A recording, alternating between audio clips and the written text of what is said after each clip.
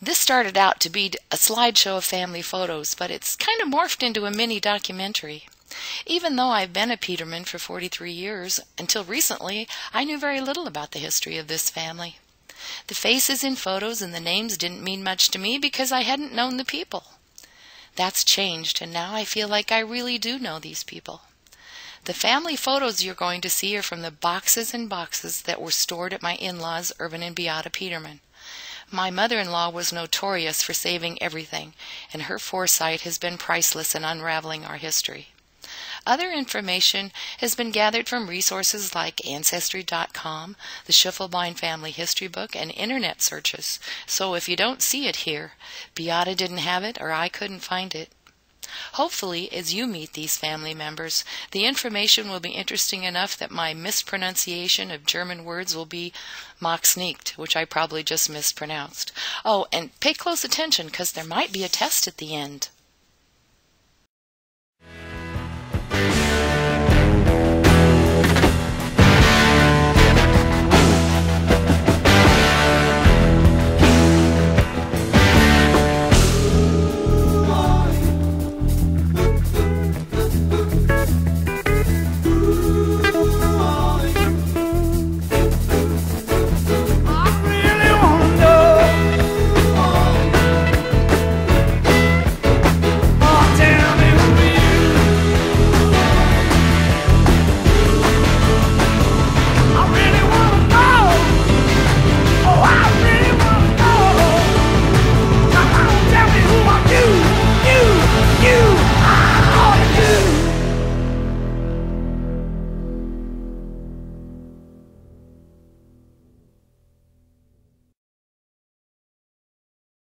Have you ever wondered if there are any famous Petermanns?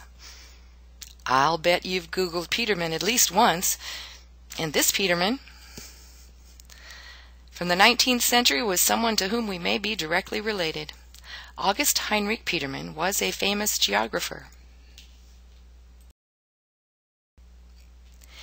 Petermann Glacier in Greenland,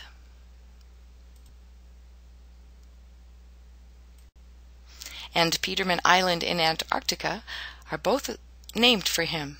His father's name was August Rudolf Petermann. This is August Heinrich Petermann. And this is the reason I think we're related to this feller.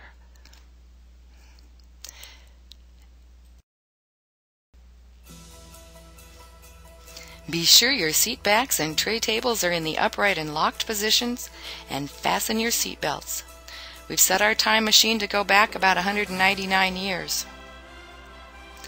And about 4,919 miles to our east, to a part of the world formerly known as the Kingdom of Prussia, which was part of the German Empire.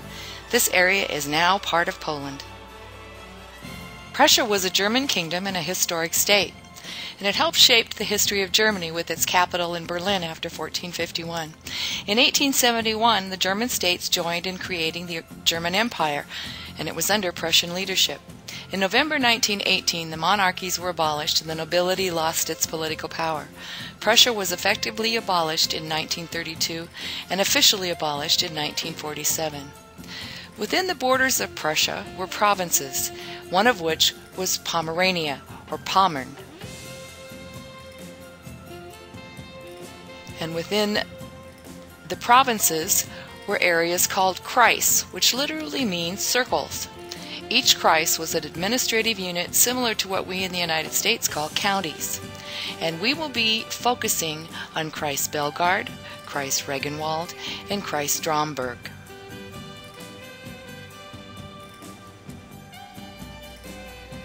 There were three main reasons for Prussian immigration in the 1800s. The first was freedom of religion. The second was the U.S. Homestead Act of 1862. And third was to avoid the mandatory Prussian military service that required all males 17 years and older to serve at least 2 years in the Prussian army. In 1799, King Friedrich Wilhelm III of Prussia decreed that the Reformed Church and the Lutheran Church be joined together in a common statement of faith and to use the same liturgies. He did this because his wife was a Lutheran and he was of the Reformed faith, and therefore they could not partake of communion together. After the committee met for 20 years and got this all hashed out, many Lutherans did not like the outcome and became called Old Lutherans. Many of these Old Lutherans then left Prussia and immigrated to the United States in order to practice their religion in freedom. The second reason to immigrate was that after the Civil War in the United States, the Homestead Act of 1862 promised immigrants 160 acres of farmland practically free of cost. The act gave these 160 acres to any applicant who was the head of a household and at least 21 years of age or older, provided that the person settled on the land for 5 years and then paid a small filing fee. If they wished to obtain a title earlier, they could do so after 6 months by paying $1.25 an acre. There was no land to be had for the average citizen in the German Empire. If a family did own land, it was automatically passed to the firstborn son. Also, the land holdings of the average family that did have land weren't large enough to support more than one household. The other sons were left with few options for employment to support themselves, let alone a wife and children. The possible future the Homestead Act offered was seen as well worth leaving their homeland, their family, and renouncing their citizenship.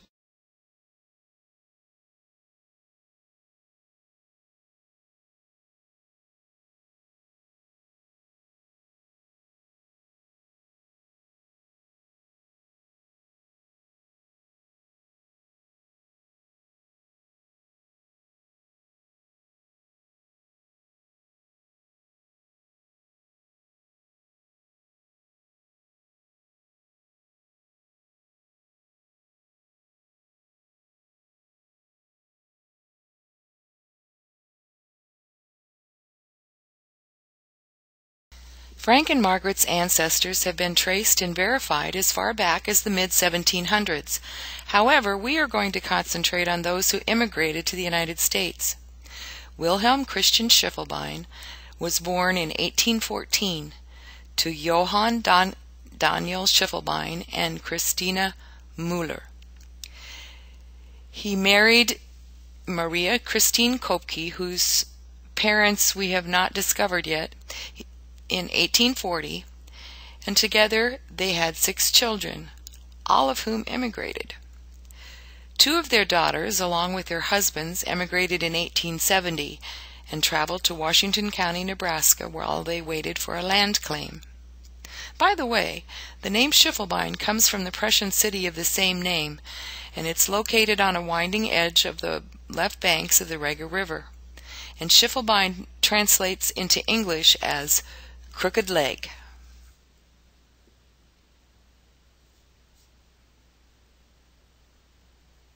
Wilhelm had been an overseer on the estate of a wealthy Prussian landowner, and for this he received no wages, but his family worked the farm in return for a house in which to live and to eke out a meager existence by selling things they made in the garden and raising some farm animals to sell.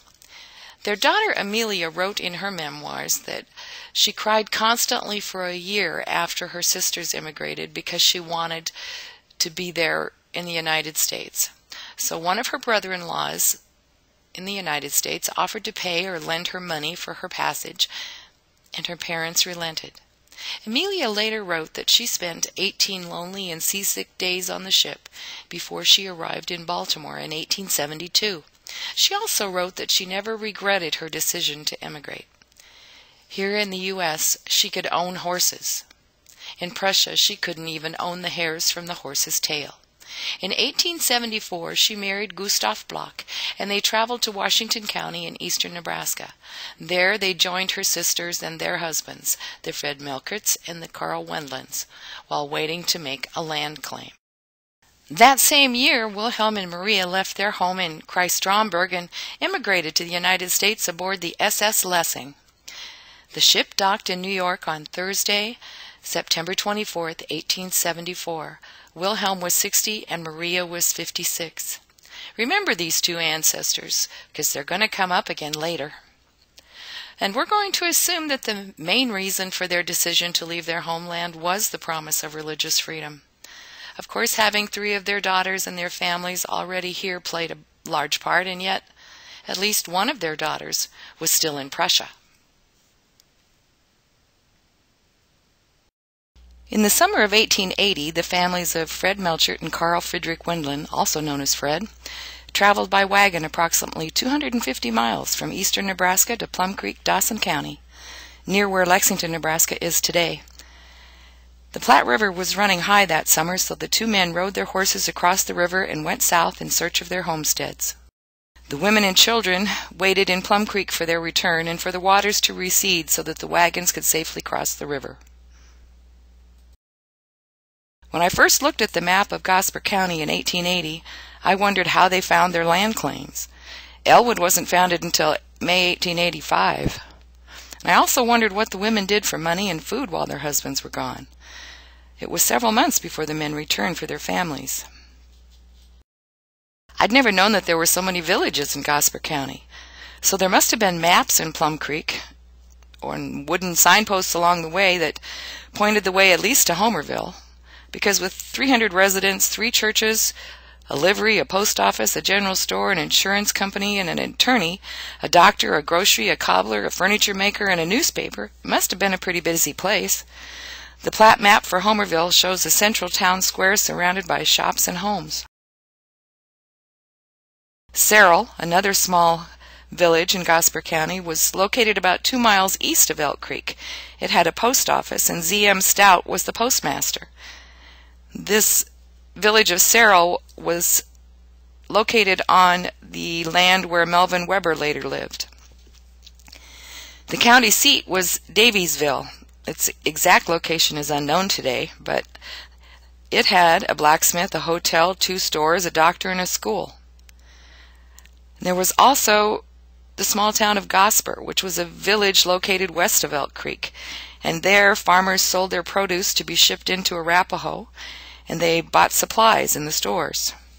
Life on the Nebraska prairie wasn't easy, and compounded by not speaking English, it was difficult to have dealings with those already settled there. The two men, the two Freds, found their 2 quarters of adjoining land just north of where the Emmanuel Church would be built, along Elk Creek, and there they made their dugouts. They later built soddies for the families. The creek banks were good locations for dugouts, and it's said that many of these sites can still be seen as hollowed-out depressions in the grassy pastures. Dugouts were also used for storage and for barns. Families made do with the small amount of furniture they brought with them and what could be fashioned out of the materials at hand. They had a few milk cows, some chickens, and of course they planted gardens. Despite the difficult nature of their living conditions, in 1881 these 2 families sent word to the rest of the family that still was in Washington County that it was time to join them, as there was available land to be claimed. This second wave of settlers coming to Elk Creek included the families of Gustav Bloch and his wife Amelia Schiffelbein, Julius Sibel and his wife Augustine Schiffelbein, Julius Schiffelbein, William Schiffelbein, and Wilhelm and Maria. Wilhelm and Maria did not file a land claim. Instead, they lived with their children alternately for the rest of their lives. While all of those Schiffelbein-related families were residing in and traveling from eastern Nebraska, making land claims, settling in, and breaking ground, back in Prussia, Karl Heinrich Monter and his second wife, Elisa Dorothea Engel Schaper, their children, Wilhelm Friedrich, Anna Maria Engel, Hermann Ludwig Monter, and 2 of Karl's sons from his first marriage, Klamer and Friedrich, voyaged from Hamburg, Germany, aboard the SS General Warder, and arrived at Ellis Island on Tuesday, August 31st, 1880.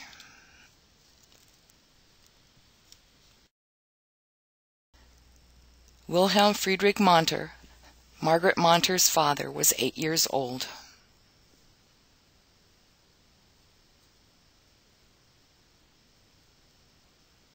This is a copy of the National Archives passenger list, and Carl's occupation is listed as a farmer and his destination, Kansas.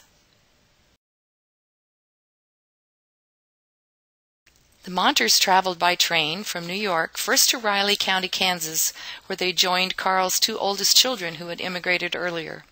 Carl's son married and moved to Gosper County, and Carl and his family followed. There they met many of the families that would shape their future. There are no known photos of Carl Monter. However, family stories depict him as a very large man with a very large stomach, and that he never buttoned his coat regardless of the weather. It's also said that he drove a lumber wagon pulled by a span of buckskin mules everywhere he went, even to church. So the homestead claims were filed, fields were plowed, crops planted, harvested, and sold, homes built, and our ancestors enjoyed their freedom to live and worship.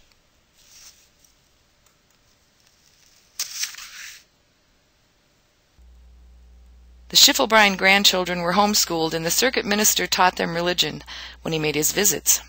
The first recorded Lutheran minister was Reverend Meyer, who was stationed in Blue Hill, Nebraska.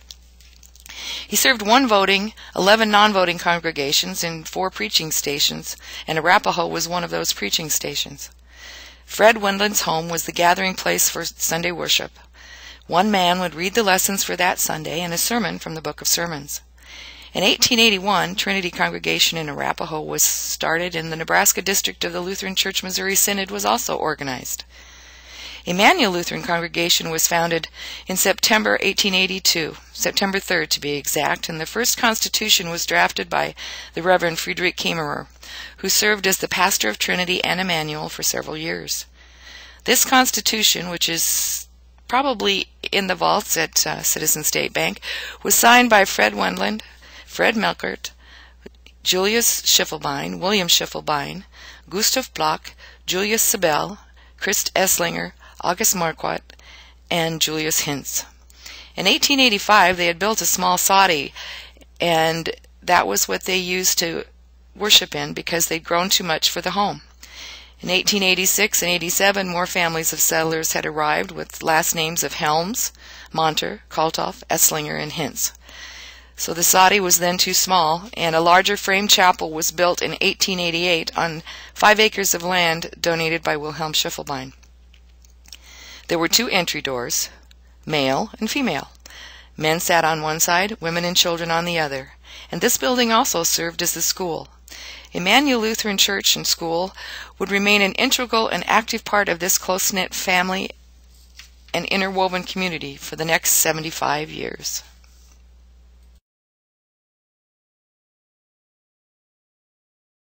Thursday, April 16, 1896, Emmanuel Lutheran Church.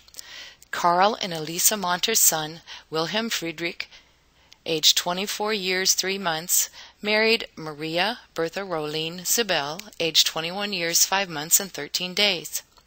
Maria was the daughter of Julius Sibel and Augustine Schiffelbein Sibel.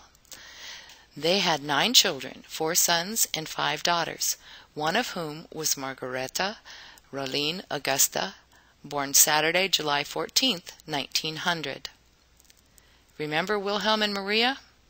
Augustine Schiffelbein Sibel was one of their daughters.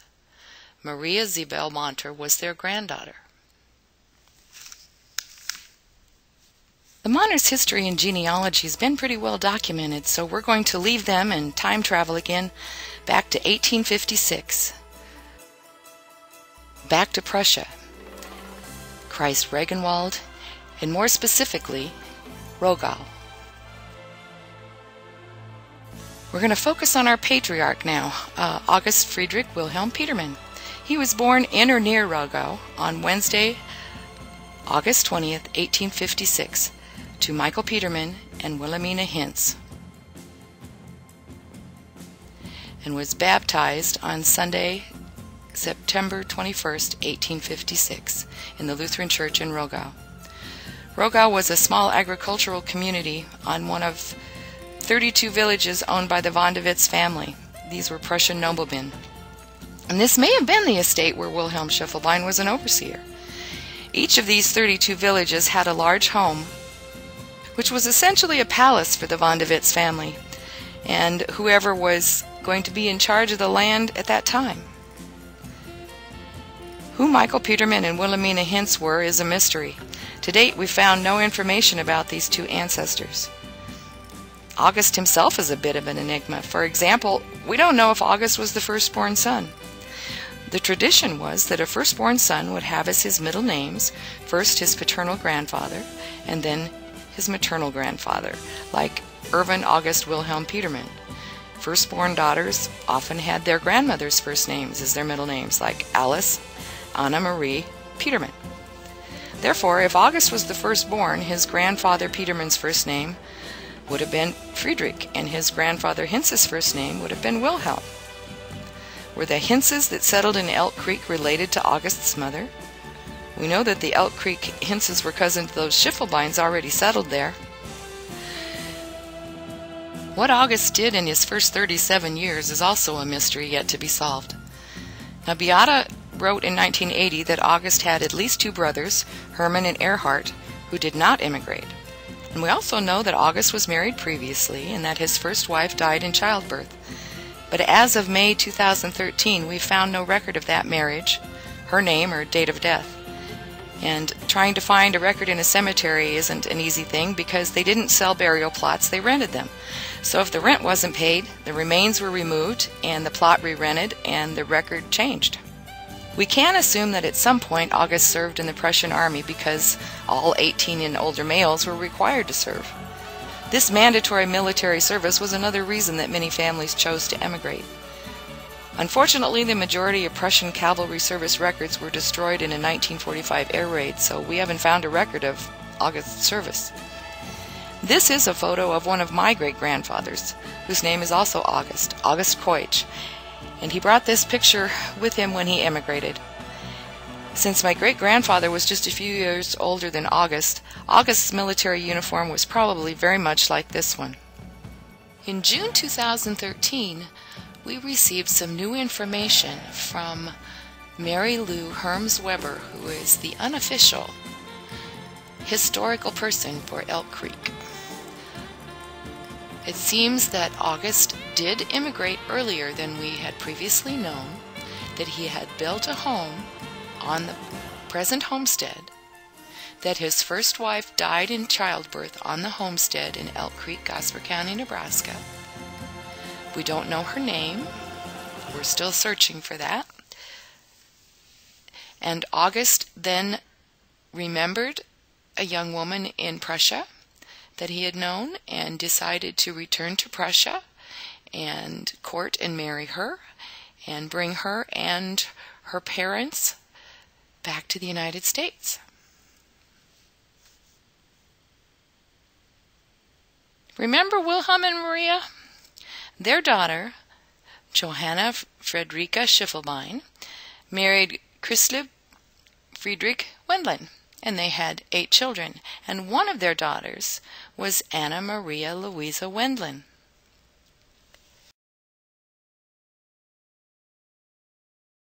Friday, April 13th, 1894, at the age of 37, August Friedrich Wilhelm Petermann married his second wife, Anna Maria Louisa Wendland, at the church in Rogau, Kreis Regenwald, Pommern, Prussia, the same one where he had been baptized. After their marriage, August and Anna lived and presumably he worked in Kontorp, Kreis Stromberg.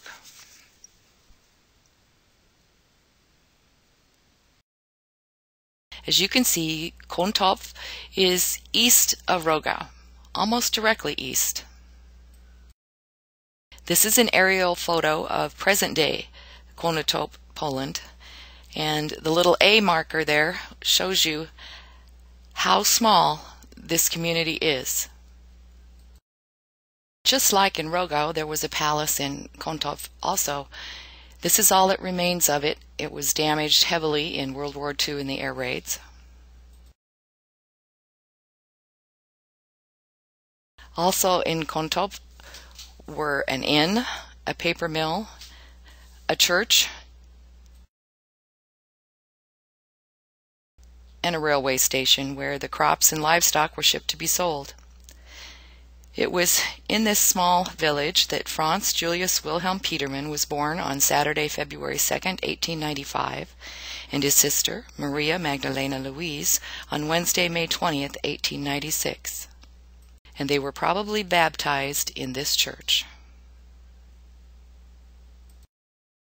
This is the center of the village as it looks today. You can see the little circular drive through the town, and that's it. Many of Anna's aunts and her grandparents had previously emigrated, and these relatives encouraged August and Anna's parents and Anna's Uncle Carl to do the same. It was on this railway platform that August, Anna, 2-year-old Franz, and 1-year-old Maria Petermann boarded a train with all of their possessions and traveled to Dietersdorf, and there they met the other 2 Wendland families. The 3 families then traveled west to the port of Hamburg to book passage to immigrate to the United States. Close your eyes and think about what you would pack if you were making this type of life-changing journey. At that time in Germany, people who weren't landowners didn't have much in the way of material possessions, but everything that didn't fit in their luggage or trunk, they would have had to sell or give away. They probably packed warm clothes and blankets, photos and important documents, and a few cooking items. And often they packed envelopes containing soil from special locations just to help them remember. Many immigrants also carried maps that were sent to them by family already living in their intended destination. These maps were marked so that they could point to where they would be heading once they arrived because of the language barrier. Men needed also to prove that they had completed their mandatory military service or pay a fine to be allowed to emigrate. And in some regions of Germany, families had to pay a leave tax before being allowed to emigrate.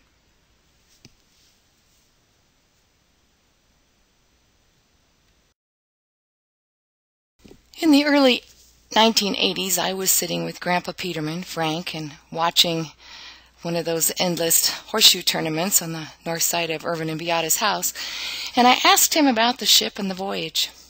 Now, he claimed he remembered the ship, and he also said, she, Anna, was not my mother. My mother died when I was born. How I wish I had asked more questions that day. No evidence has been found supporting his statement. His middle names of Julius and Wilhelm would only suggest that he was not August's firstborn son, since August's father's name was Michael. There were no birth certificates in those days, so in order to emigrate, individuals needed documented proof of when their birth was registered, which was done at the county seat, which for Kreis-Stromberg was Treptow.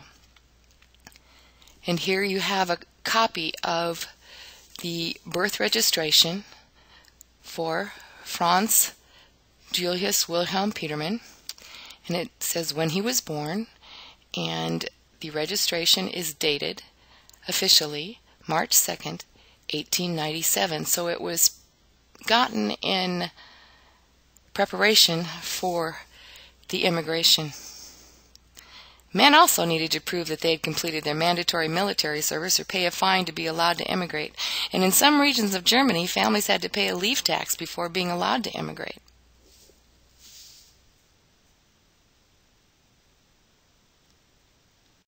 There's no official document that we found for Maria, and this seems to be a page from perhaps Anna's Bible or August's Bible, listing the children's names.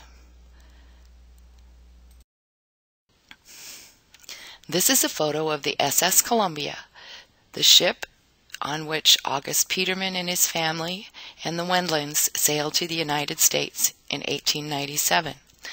The cost of steamship tickets was approximately $90 per person, and that translates to about $2,500 per person in today's dollars. So for 4 people, it was $10,000. Now, because August had traveled back to Prussia, he offered to pay half of the Wendlands' cost. And the Wendlands traveled with 5 people. So that was a fairly costly voyage, I would say, for August. The Petermanns and the Wendlands boarded the SS Columbia in Hamburg on Thursday, May 27, 1897. And this is how August's departure log is translated.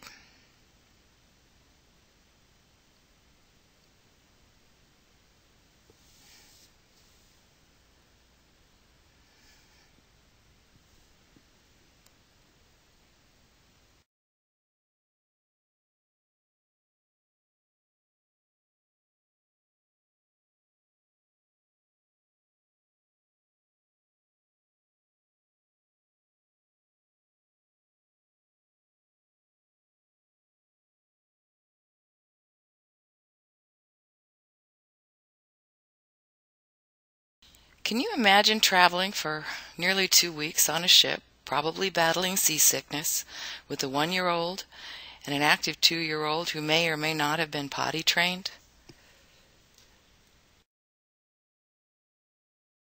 No Pampers, no baby food, no washer and dryer, maybe 2 changes of clothes for the kids, no bathrooms.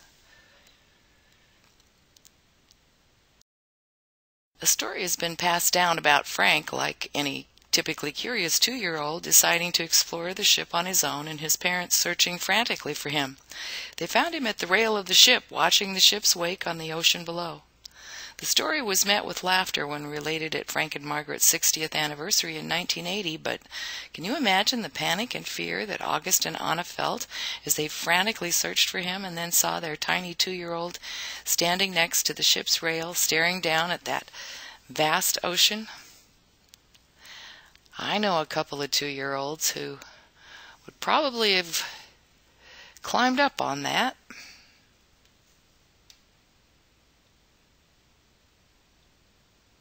After sailing for 9 days, the Petermanns and the Wendlands arrived at Ellis Island on Saturday, June 5th, 1897.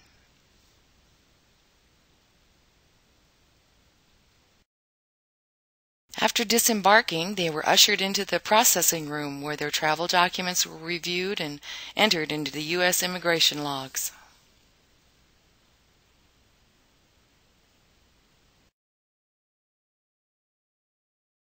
The arrival log has Petermann spelled as Petersman, which is why it was so difficult to find this record. August's profession is listed as farmer, while the Wendland men are listed as shepherds. Their destination, Arapahoe. They knew exactly where they were headed. After this, their baggage contents were examined, and each one had to undergo medical examinations of their eyes, throats, and skin to ensure that they had no infections and were healthy enough to be allowed to stay in the United States. The Petermanns and the Wendlands then probably boarded a train that would eventually bring them either to Plum Creek or to Arapahoe. And then they would pack all their possessions into wagons to travel to the Elk Creek area of Gosper County, Nebraska. We're going to assume that their relatives met the train and helped load the luggage onto the wagons to make that trip. August at 4'11" and Anna at 4'9" must have made an interesting couple to see. When he built the outbuildings on his farm, the doorways were framed to his height, which caused future generations to duck their heads. The buildings are still standing, and the doorways remain as he designed them.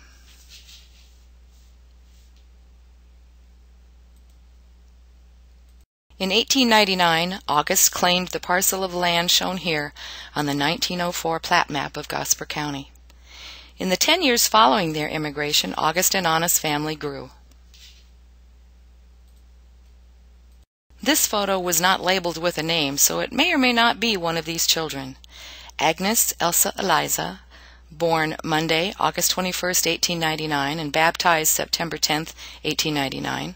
Alex Julius Wilhelm, born Thursday, May 2nd, 1901, and baptized September 15th, 1901. Frida Ida Augusta, born Monday, January 26, 1903, and baptized on August 16, 1903. All of the baptisms took place at Emmanuel Lutheran Church. Was it the harsh Nebraska winters? Perhaps the language barrier and the distance to get medical care and the fact that antibiotics were not yet discovered? In any event, tragedy and heartbreak visited many families in the early 20th century. Especially hard hit were August and Anna.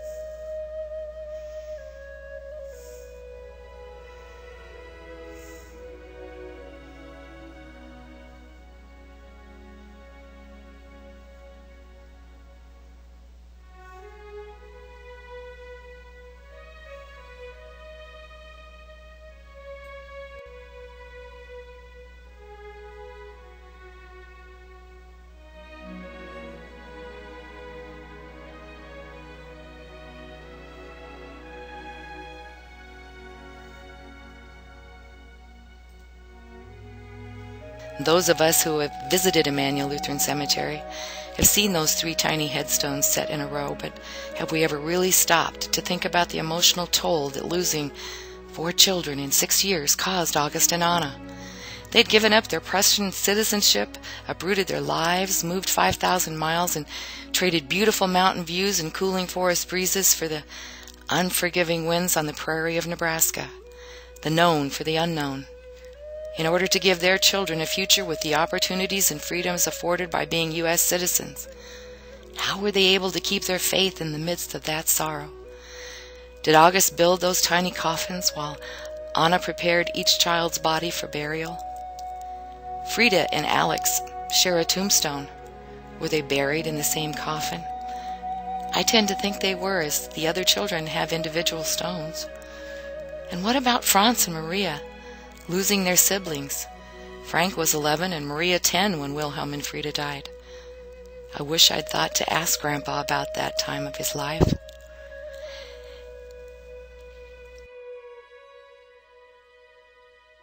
In spite of the sorrow, through God's amazing grace, they managed to continue their quest for the American dream and to raise Franz and Maria. Other than the one unlabeled photo, only photos of these 2 children have been found, leaving us to wonder if August and Anna made a real conscious effort to have the photos taken after their tragic losses. It was not an easy adventure to have photographs taken. The photographer would advertise in the Arapahoe paper what days he would be in town, and families would make appointments, carefully pack their good clothes, pack all the kids in the back of the wagon, and head off to town. The photographer had 2 train cars, one for his studio and the other for changing clothes. Perhaps the cost seemed prohibitive to August and Anna after Agnes was born. In any event, only these photos of Franz and Maria have been found. Over the next 8 years, Franz, now anglicized to Frank, and Maria, now anglicized to Marie, continued to attend Emmanuel Lutheran School, which in those days was known as the Elk Creek Parochial School. They were both confirmed in their faith. Frank was confirmed on May 2nd, 1910. After they finished school at Emmanuel, they continued their education at the Snyder School.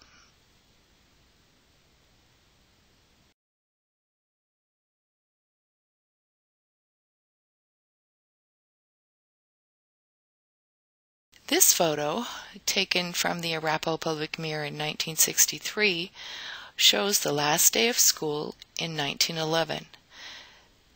Marie was 15 and Frank was 16. Not sure why they would be attending school at this age. Looks like that needs a little more research. As young adults, Frank and Marie sang in the choir at Emmanuel Lutheran Church.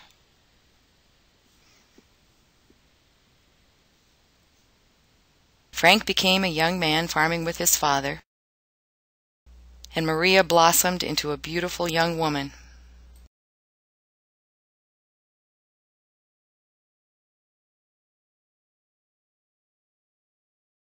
Maria met and became engaged to a young sailor named Hans Holbert. Now, since first hearing this story, I've often wondered how, when, and where an immigrant girl living on the prairie in the middle of the United States meets a sailor.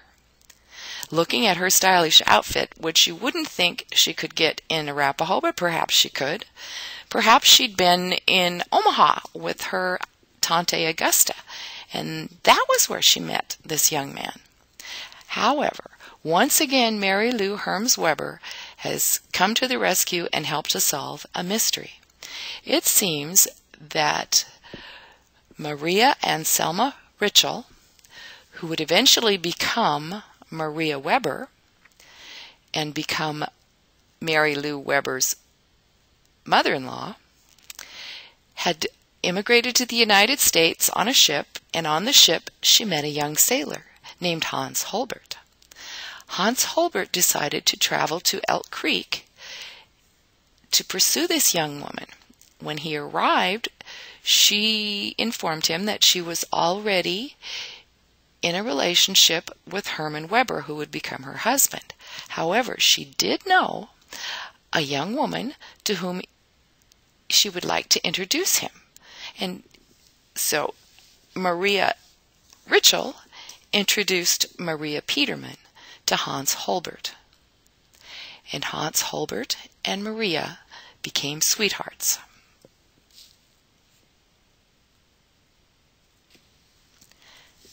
Tuesday, May 3rd, 1915. Maria and Hans were hunting rabbits in Kavanaugh's pasture when something terrible happened. I'll just read it to you straight from the newspaper from May 6th, 1915. The headline reads, "Girl dies as result of accidental gunshot wound." Marie Petermann succumbs to injury inflicted by a friend while hunting. Father hears fatal shot. Miss Marie, only daughter of Mr. and Mrs. August Petermann, 19 years old, died at 2 o'clock yesterday morning, May 4th, as the result of a gunshot wound inflicted by a boyfriend Tuesday evening. The shooting was purely accidental, caused by the handling of a pump gun with inexperienced hands. She was walking slightly ahead of the boy, and the charge shattered the right leg below the knee, and several shots lodged in the left leg. Hans Holbert, a young German recently from the old country, who's been visiting a couple of months at the Petermann home, and Marie were hunting rabbits in W.H. Kavanaugh's north pasture, where the accident occurred. Hans did what he could to stop the flow of blood, notified Mr. Petermann, who was working in a nearby field, and went to Kavanaugh's house for assistance. A.S. Pruden, accompanied by his daughters Phoebe and Vivian, and Miss Amy Warren, went to the injured girl's aid and arrived some time ahead of the doctor. Marie was removed to her home about an hour after the shocking accident took place. She was very weak from the shock and the loss of blood, but bore up wonderfully with her pain, and was the first to console her stricken mother, who did not know of the shooting until the girl was carried into the house, although Mr. Petermann had told her that an accident had occurred, of which she did not realize the extent.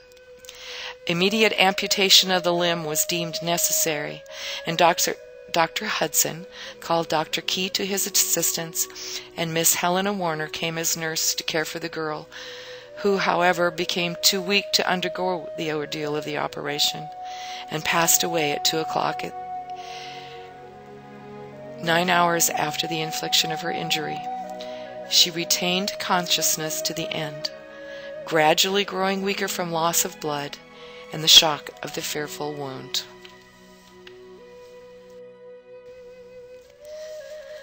The Public Mirror, Arapahoe, Nebraska, Thursday, May 13th, 1915.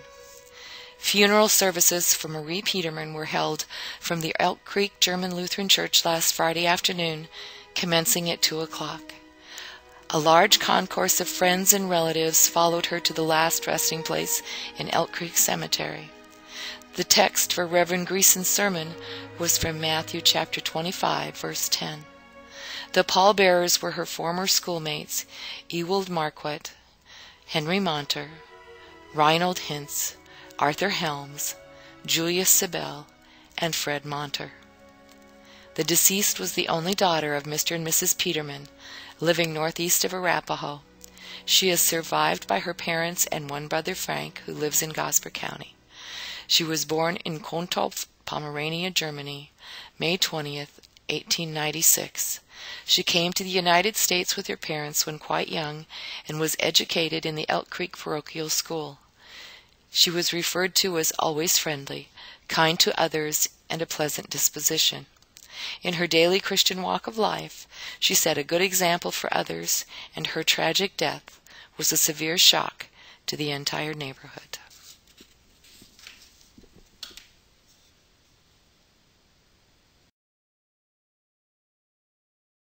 Tragedy and sorrow once again for August, Anna, and their one remaining hope for the future, Frank.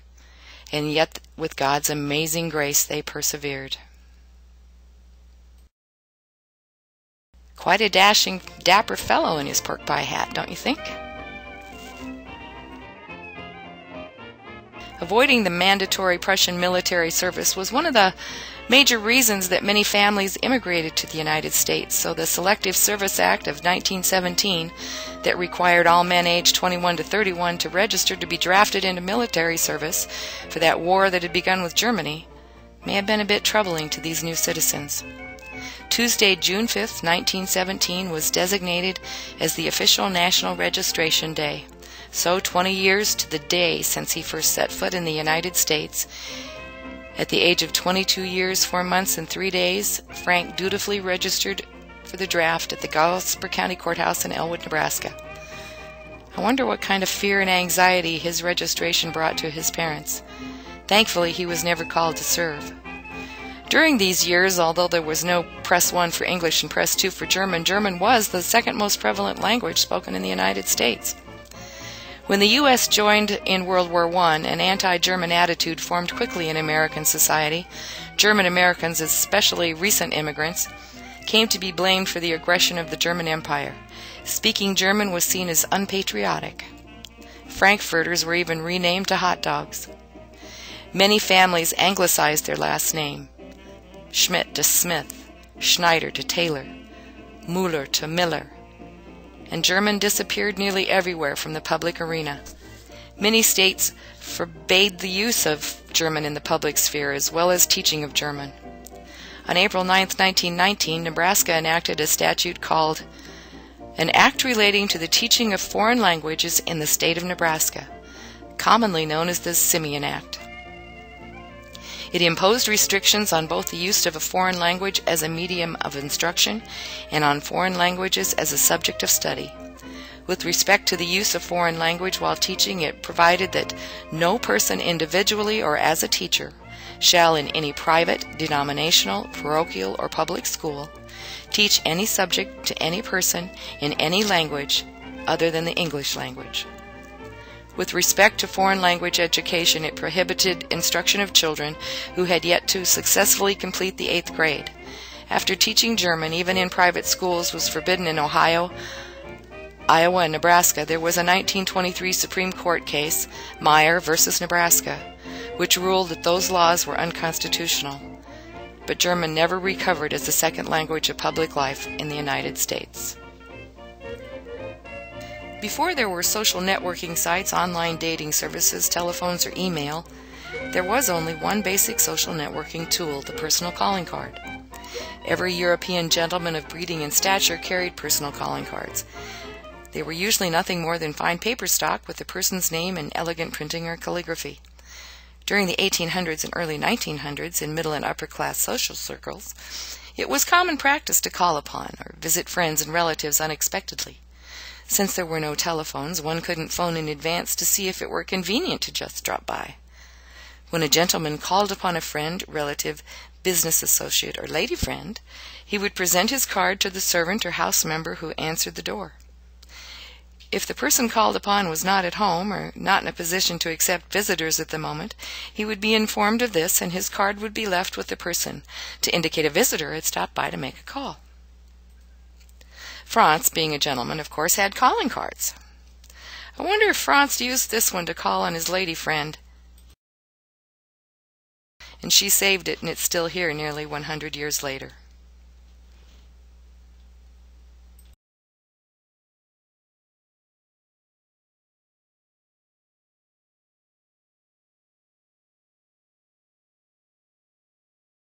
Thursday, April 22nd, 1920.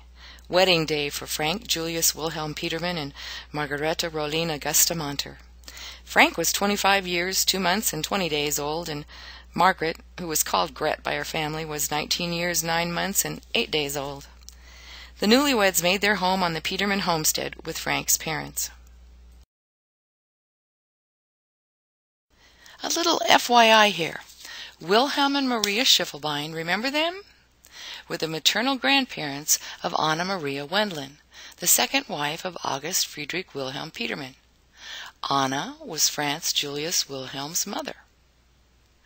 Wilhelm and Maria were also the maternal grandparents of Maria Bertha Roline Zabel, mother of Margareta Roline Augusta Monter Petermann. So, Wilhelm and Maria Schiffelbein were the maternal great-grandparents of both Franz Petermann and Margareta Monter Petermann. A little bit tangled, huh?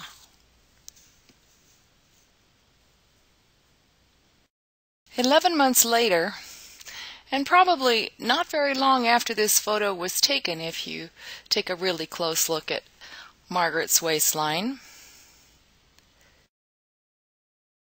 Erwin August Wilhelm Petermann was born. He later had his name legally changed to Erwin August William Petermann. The young family enjoyed getting together with their family on Sunday afternoons and having a picnic out in the yard.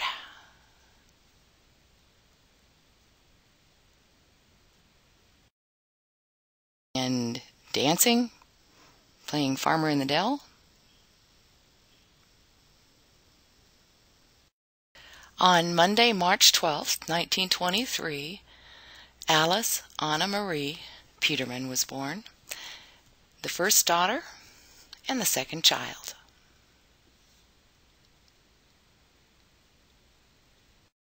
Frank's first entry in his Citizen State Bank account, and it shows a $90 deposit. In 2013 dollars, that'd be about $1,233.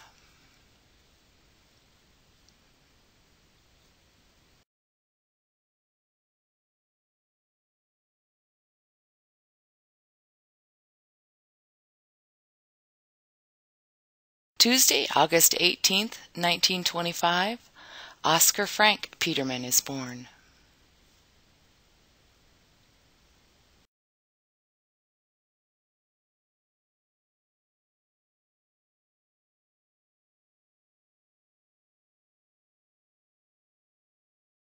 Friday, December 17th, 1926, Martin Herman Petermann becomes the baby brother.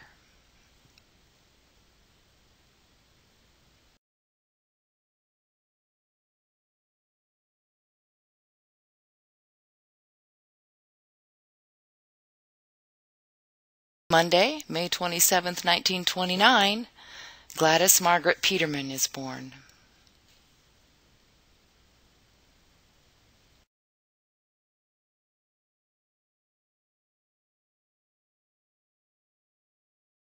Wednesday, September 28th, 1931, Frank makes his last entry in his Citizen State Bank account for $5.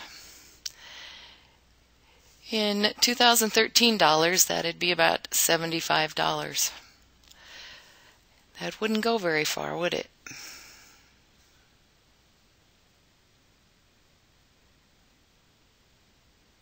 Two and a half months after that $5 deposit, Dorothy Louise Petermann is born.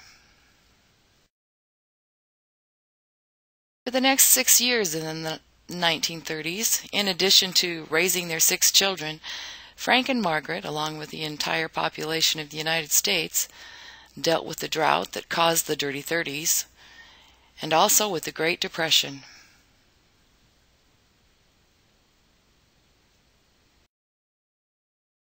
After living with Frank and Margaret for 11 years, in 1931, August and Anna moved to what appears to be a duplex in Arapahoe, Nebraska. Maybe 6 kids and 4 adults were just a little too crowded. By 1936, all of Frank and Margaret's children were attending Emmanuel Lutheran School.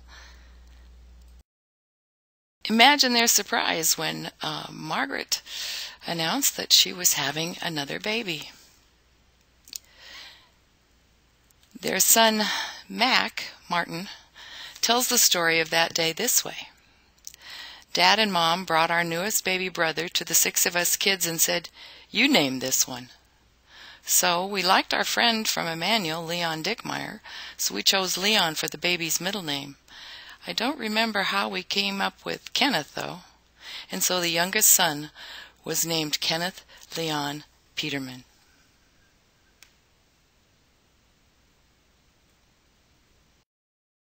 Margaret's parents, Großpapa and Großmama Monter, William and Bertha, in 1938.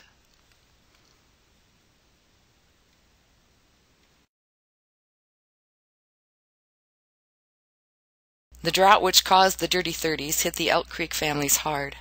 They had to find work elsewhere in order to provide for their families.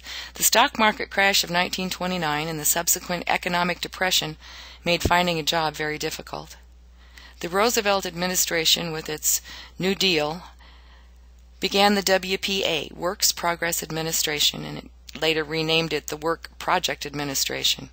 This employed millions of unemployed people, mostly unskilled men, to carry out public works projects, including the construction of public buildings and roads. In Gosford County, the WPA built the courthouse in Elwood and dug the Tri-County Irrigation Canal. In order to provide work and an income for as many American families as possible, only one member of each family was allowed to apply and work for the WPA. These are Frank's WPA documents. An individual could only work on projects to which they were assigned, and they had to provide the employer with the assignment documentation. Alice Petermann Zebel remembers that in order to provide for the family, Frank, Margaret, Irvin, Alice, and maybe Oscar or Martin tended beets in the summer for a farmer near Lexington, Nebraska. She's unsure of the actual years, however, she knows that Irvin was in high school. The farmer provided a house in which they lived from Monday through Friday, chopping away the weeds from the beets every day during the growing season. The family could not be paid until the crop was harvested. Alice remembers that it was hot, hard, and dirty work.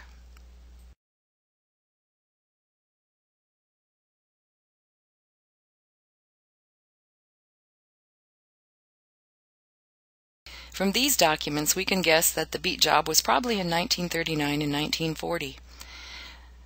This shows that Frank was contracted to be paid 40 cents an hour, which was a pretty good sum in those days. So I'm wondering if this amount was kind of an under-the-table verbal agreement that a minimum of 4 family members would be working at any one time. That way, each person received the going wage of $1 a day, and circumvented the WPA rule that only one member of each household was to be given a job.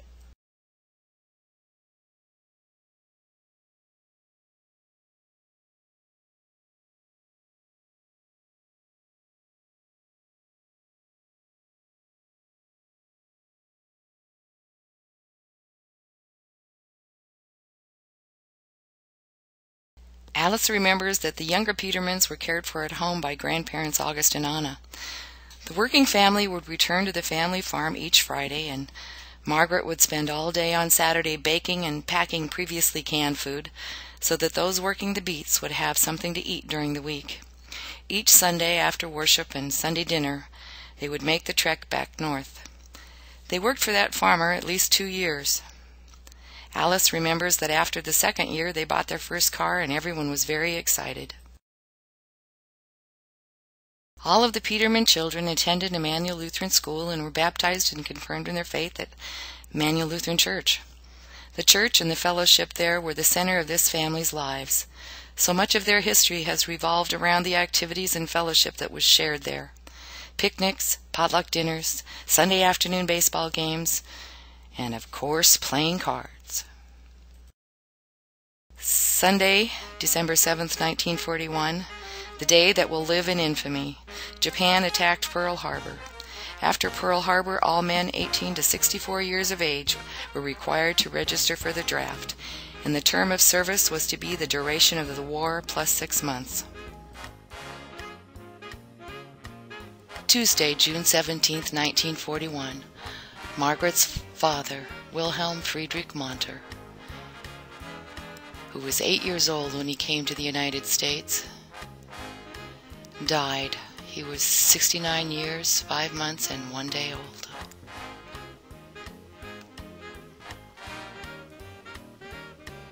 In the massive draft of World War II, 50 million men from 18 to 45 were registered, 36 million classified, and 10 million inducted. And once again, Frank was required to register for the draft. The war, however, didn't really touch Gosper County, Nebraska yet. As you can see here, the Petermann children and the Monter and Wolder cousins seem to be having a really good time. Upon graduation from Arapahoe High School, Irvin enlisted in the Air Force and was stationed in England for the duration of the war. He told of watching and listening as hundreds of planes flew overhead on D-Day. Thursday, June 1st, 1944, Anna passed away at the age of 74 years, 1 month, and 27 days, and was buried in Emmanuel Cemetery next to the 5 children that had predeceased her. Her grandchildren missed her terribly. She and August had been a major presence in their lives. Alice says that her grandparents were very gentle and loving people.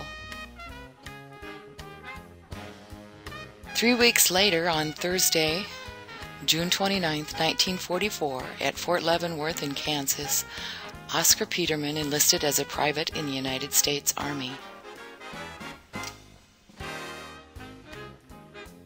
He was assigned to the 346th Infantry Regiment, the 87th Infantry Division. This infantry division fought in the Battle of the Bulge and in the Battle of Gold Brick Hill. There's a wealth of information about the regiment and infantry divisions available online. Oscar was wounded in combat in Europe and was awarded a Purple Heart and a Bronze Star. Bronze Stars are awarded for acts of heroism, acts of merit, or meritorious service in a combat zone. He received his discharge on April 17, 1946.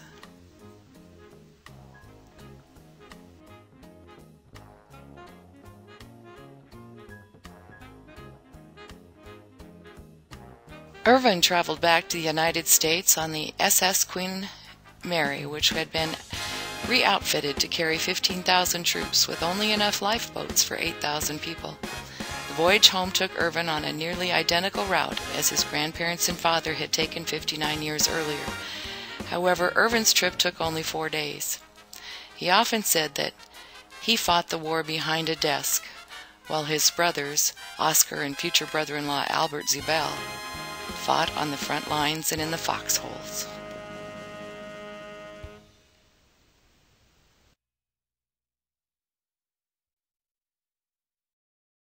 With the war over and the boys overjoyed to be back home, these first-generation Americans were now free to pursue their futures. And so the weddings began. Irvin married Beata Zibel on June 23, 1946, at Emmanuel Lutheran Church. This marriage really knitted together the Elk Creek families. Irvin and Beata had several common ancestors, and most of these commonalities lead us back to our old friends Wilhelm and Maria Schiffelbein, and to Wilhelm's father, Johann Schiffelbein.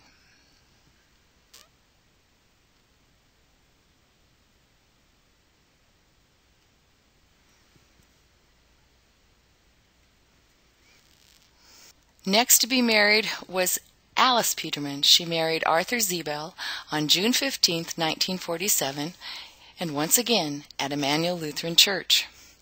Now, Alice and Art also shared some common ancestors, but not nearly as many as Irvin and Beata. Gladys married Armin Leising on August 10, 1947 at Emmanuel Lutheran Church. And in 1948, the second generation began to arrive. Frank and Margaret's first grandchild, and the first Petermann of the second generation born in America, Marcus Allen Petermann, son of Irvin and Beata, was born on Monday, July 5, 1948. Connie Ray Zebel, daughter of Alice and Art, was born Sunday, November 21st of that year.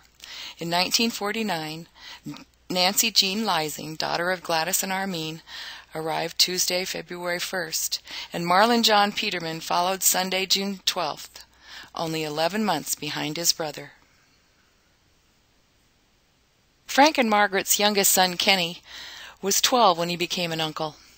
However, he seemed more like a big brother to his nieces and nephews. His two oldest nephews, Marlon and Marcus, have shared many times that they learned a lot from their Uncle Kenny.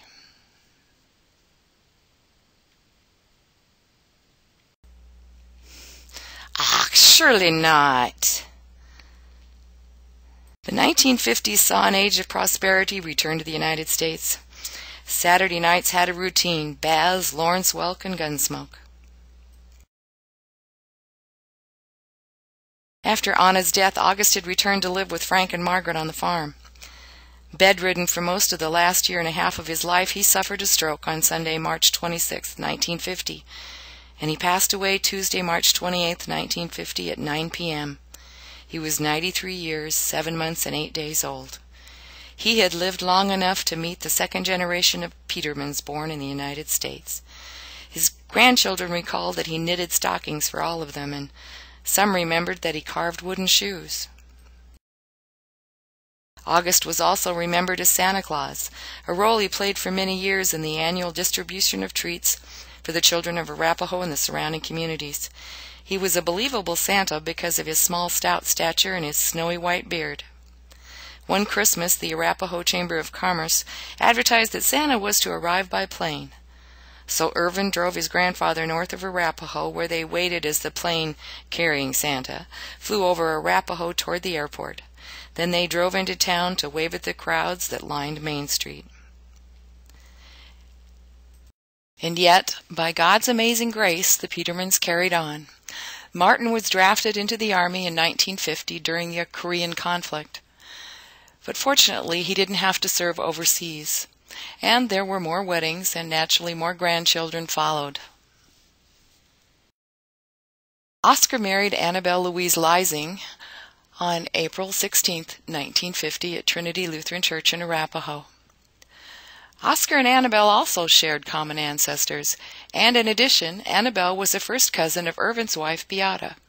Annabelle said it was a little confusing when Oscar would refer to Grandma Marie Monter, and Annabelle called her Aunt Marie. The children from these two marriages are related 6 ways to Sunday. Later that year, David Leising was born on July 7, 1950. And in 1951, Marjorie Petermann was born on September 11, 1951. In 1952, Jane Leising, July 30, 1952. In 1953, Bonnie Jean Petermann, December 4, 1953. And Susan Zebel on August 30th. August 1st, 1954, Dorothy married Leon Dickmeyer at Emmanuel Lutheran Church. And yes, this is the Leon Dickmeyer for whom Kenny Leon Petermann was named. June 26, 1955, Martin married Norma Wendland at Trinity Lutheran Church in Arapahoe. Martin and Norma were also related. Norma's grandfather was Martin's great uncle. And more grandchildren followed. In 1955, Philip Leising and Judith Petermann. 1956, Jerry Petermann and Ruth Leising. In 1957, Timothy Petermann was born, Arlene Leising, and Deborah Dickmeyer.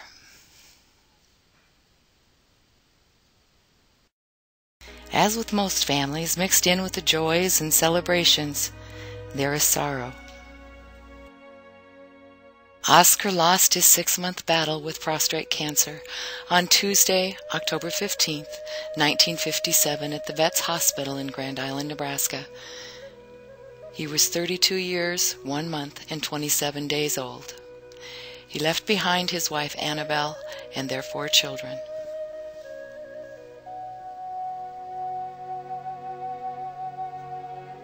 Annabelle had to order a headstone for Oscar's grave.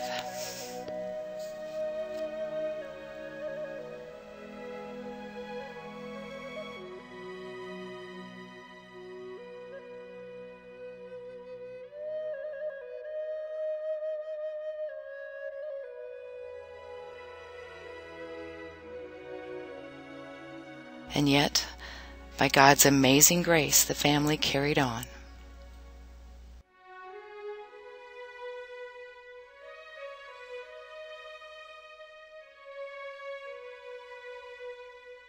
More grandchildren joined the family. In 1958, Janet Petermann, and in 1959, Danny Dickmeyer and Walter Leising. This plat map from 1958 shows that the size of the farm and the shape of the farm has changed quite a bit since August made the claim back in 1899.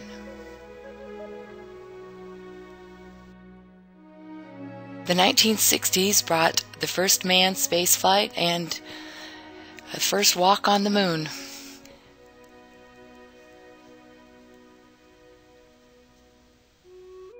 In January of 1967, Maria Bertha Roline Zibel Monter, known to most everyone as Bertha, passed away. She was 92 years, 2 months, and 14 days old.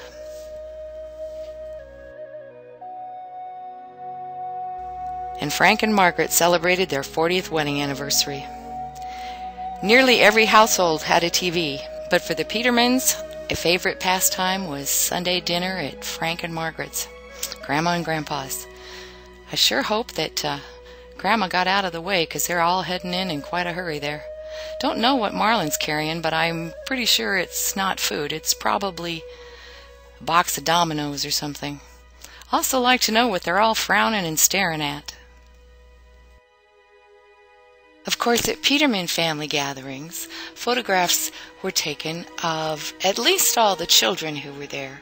A lot of the adults said, "Oh, don't take my picture right now."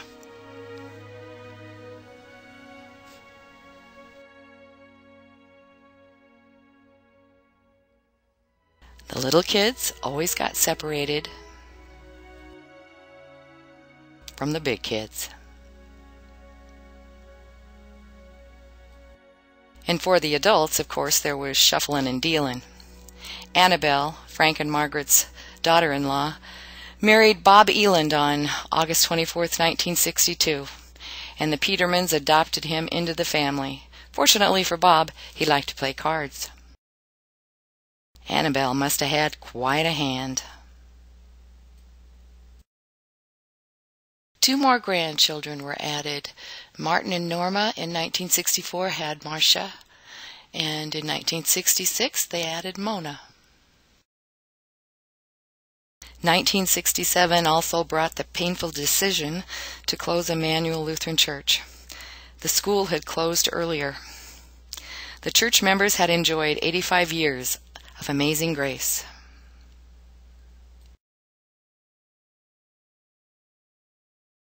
The 1970s, mini skirts, Twiggy, the Beatles, and the Vietnam War. In the midst of that, Frank and Margaret celebrated their 50th wedding anniversary. This was also the decade that the last of the grandchildren were born, and great-grandchildren, including 2 sets of twins, began to arrive.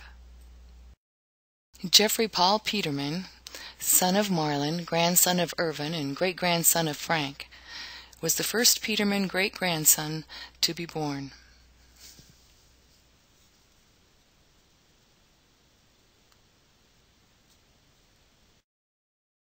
August at 4'11" would have stood about here.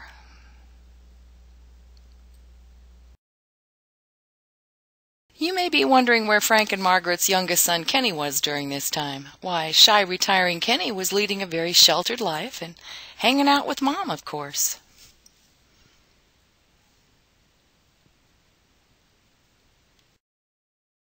Ken finally met his soulmate, and September 25, 1971, he and Colleen Clamart were married.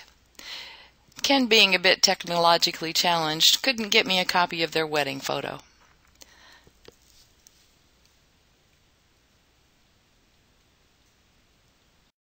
The last of the grandchildren were born to Ken and Colleen. 1971, Anne was born. 1974, Brian. And in 1977, Michelle was the last of the grandchildren. The 1980s. A Rubik's Cube in every home, and the milestone victory of the Miracle on Ice when the U.S. Olympic hockey team brought home the gold. It was celebrated with chants of USA, USA. And Frank and Margaret celebrated 60 years. Amazing. In 1983, Frank talked with his children and reluctantly confessed that Margaret had difficulties with her memory, and he was no longer physically and emotionally able to take care of her at home.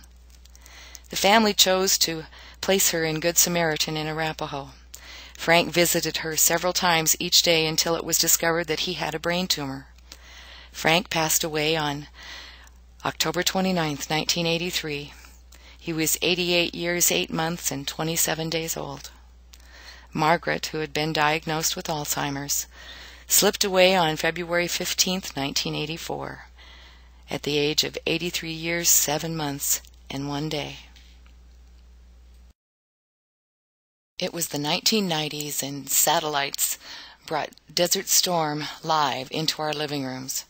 But for the Petermanns, this decade was fairly routine. More great-grandchildren being born, and the older ones graduating from high school and going off to college. And in 1999, the Exarban Pioneer Family Award was presented to Leon and Dorothy Petermann Dickmeyer, the owners of August's homestead. 100 years of continuous family ownership.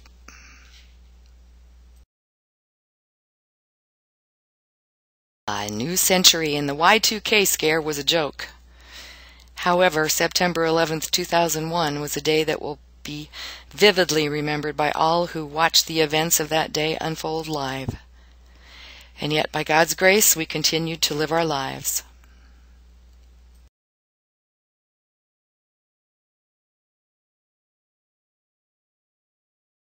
+100 years and 4 generations removed from August and Anna's arrival in the United States, Frank and Margaret's great-grandchildren were getting married, and the great-great-grandchildren began arriving.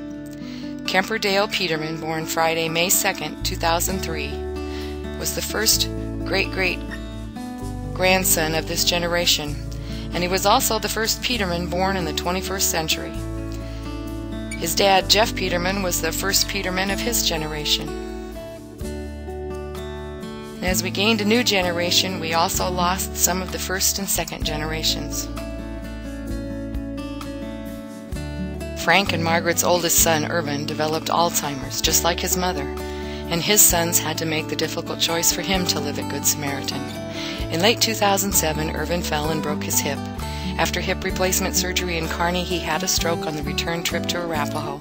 He quietly passed away on December 21, 2007, at the age of 86 years, 9 months, and 16 days. August 19, 2008, at the age of 54 years, 11 months, and 20 days, Susan Zebel Boyles, daughter of Art and Alice Petermann Zebel, lost her battle with cancer. And 11 months after her oldest brother, Dorothy passed away on November 18, 2008, at the age of 76 years, 11 months, and 8 days. And yet, by God's grace, life went on for the Petermanns.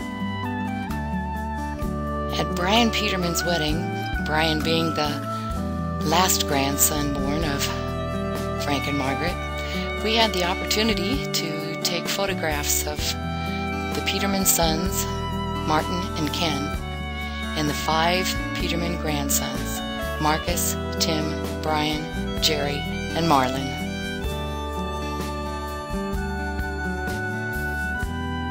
In May 2013, we had the opportunity to get those 5 grandsons together again. Marlin, Tim, Brian, Jerry, and Marcus. Brian takes the prize as the tallest Petermann we've ever seen in these parts.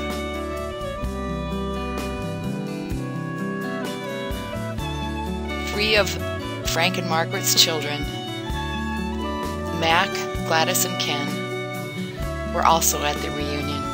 Alice, who's age 90, couldn't make the trip from California.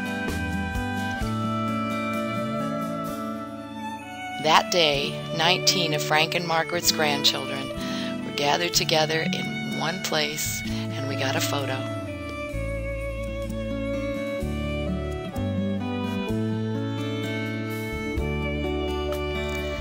August and Anna probably marveled at the many changes they witnessed in the world.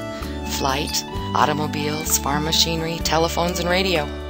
Imagine their amazement and joy if they had known that their only surviving child, Frank, and his wife, Margaret, in addition to their 7 children, had 25 grandchildren, and as of May 2013, 49 great-grandchildren and 34 great-great-grandchildren.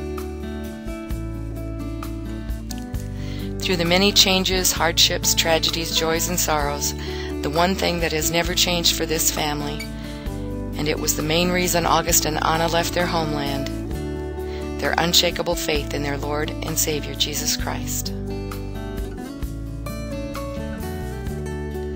They kept their eyes on Him as they walked through the darkness of sorrow and despair and emerged into the joyous light of His glory and grace. By their example, the generations that followed knew that they too could survive the sorrows and once again experience joy, and through it all, give God glory. Each time we sing this hymn in the future, may we also give thanks for the blessing each one of these individuals was to our family. And may future generations be able to say the same of us.